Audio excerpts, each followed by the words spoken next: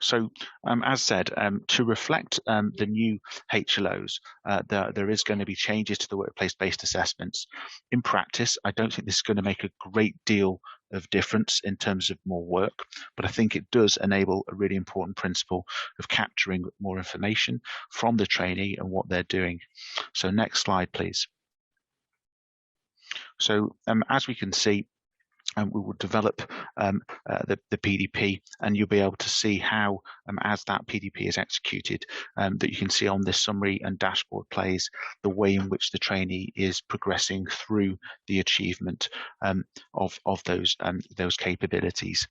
So that function has been there before, but just gently drawing attention to that. Next slide, please. So with the PDP, we're going to select as before, and there's no change in this process, but just to remind you of selecting per year and then the assessment type. Next slide, please. Thereafter, you put the name details in. I know you know how to do this, but just reminding. Next slide, please. And there we have the assessor position, information about which is available in terms of a position. So for an ST, there are certain bands. I think band 8 nurse and above can provide that information if it's not a doctor doing the same. Next slide, please.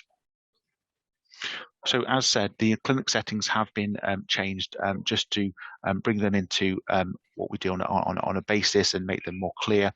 And again, the complexity is still there, and we've got the ICD-10 codes indicating at least one diagnosis for the patient that the trainee is seeing. Next slide, please. So here we have more of the changes that will look slightly different from before. So those HLOs that I mentioned earlier are obviously incorporated into on the left-hand side of the assessment, and this will reflect throughout the assessments, apart from obviously the Minipat. But I think this is really important to see these columns there.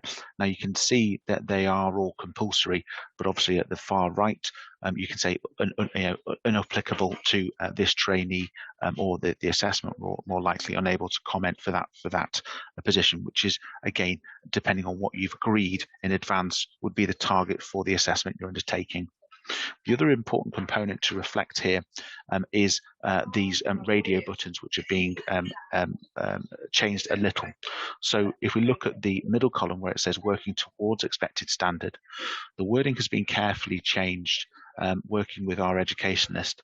And the reason for this is before, when we would say below expected standard, it could indicate to a trainee that they are either failing an assessment, which wouldn't embody the actual educational value of the assessment, because these aren't on a pass or fail basis, but also would perhaps inhibit having a more effective communication when you're saying at the beginning of a placement, a trainee may well be working towards the expected standard, and it would be unlikely they will already be at the expected standard because they are on a training placement. So I know that's a rather wordy explanation, but it's focusing on being able to give a broader range of scores to the trainee whilst reassuring them. Now, as a current trainee, I've been trying to think about how it would be to receive that working towards expected standard versus below expected standard. And I think, although only a small nuance, it's something really important to bring out and to give more delineation. This also reflects more informal feedback from the GMC in making sure we're maximising how this new curricula transmits and is evidenced by the workplace-based assessments. So that's just two important changes to highlight here. Next screen, please. Next slide, please. And as you can see, working further down on the left is the rest of the HLOs. Now, another element just to draw your attention to, which will be a change for work-based assessments, is emphasising that this is at the end of the current year. So when you're assessing that trainee, you're saying at the end of, for example, for the pilot SD4, they're meeting the standards at that point. And I think that's a real important delineation, and it's certainly a question I've heard a lot in feedback, to say, actually, hang on a minute, to which standard I am assessing this trainee to, and at what point. So that's important to highlight, and hence our emphasis on that, on the workplace-based assessment. Next slide, please, Liz.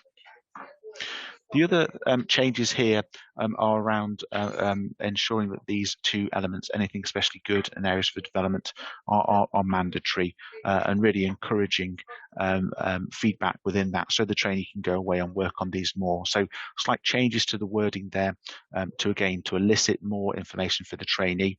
However, I don't think it will change the overarching time it takes to undertake one of these workplace-based assessments.